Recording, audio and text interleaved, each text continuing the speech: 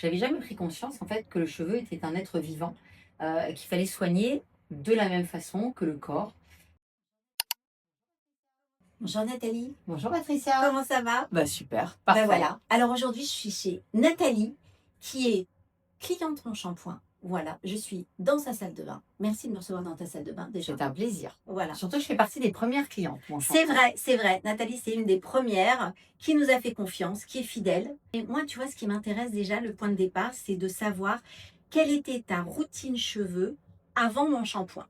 Alors, c'est vachement important ce que tu dis Patricia parce que, honnêtement, en tant que femme, bon, femme mûre, hein, on va dire, Oui. je n'avais jamais pris conscience, autant je faisais des soins pour le visage, pour le corps. J'avais jamais pris conscience en fait que le cheveu était un être vivant, qu'il fallait soigner de la même façon que le corps et il prêtait beaucoup d'attention à son hydratation, à son soin et cetera. Et donc, ce que je faisais avant, c'était simple, comme toutes les femmes qui travaillent beaucoup. Je faisais des listes à mon mari pour aller acheter les courses et dans les courses, je lui mettais un shampoing à cheveux colorés, un après-shampoing à cheveux colorés, Ouais. un masque et de temps en temps, j'achetais aussi un shampoing pointe blonde pour les enfants parce que je voulais préserver un petit peu Le leur, côté blanc, ouais, tes le côté mèches. blond, les Ouais. mèches.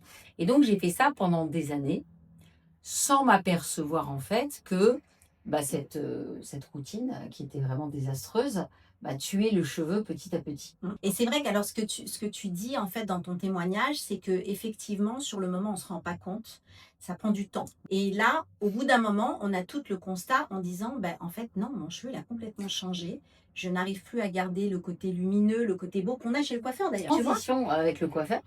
Quand j'allais chez le coiffeur, je trouvais mes cheveux un petit peu rêches et je disais au coiffeur: «Mais franchement, j'ai pas des beaux cheveux» et la coiffeuse me disait: «Mais si, vous avez des très beaux cheveux, il y en a beaucoup, Mmh. ils sont fins, ils sont lourds, donc faut pas les charger en après-shampoing parce qu'ils sont déjà vraiment, Oui, costauds, ouais, ouais. mais vous avez des beaux cheveux» et je me dis: «Mais je comprends pas alors pourquoi à chaque fois que je me lave, je suis pas contente parce que je les trouve quand même rêches, Pas pas assez beaux quoi, hydraté. pas assez hydratés en Ouais, fait». ouais, le Et mot je me c'était rendais ça. pas compte, bien que je faisais aussi, je vous avoue Patricia, des cures. Donc moi j'avais l'impression de les traiter, mais en fait je les traitais pas. Ils étaient traités chez le coiffeur, mais ils n'étaient pas suffisamment traités ni de l'intérieur ni de Voilà, l'extérieur. Par rapport en fait à votre témoignage, ce qui est hyper intéressant, c'est que ce que vous dites, c'est que ça manquait d'hydratation. absolument. Voilà. Ouais. Et l'hydratation, c'est le mot d'ordre Et de pour un prise de beau cheveu. conscience, de Et de prise prise de de conscience. conscience. Quand on prend conscience des choses, on essaye aussi de passer des messages aux gens qui nous importent.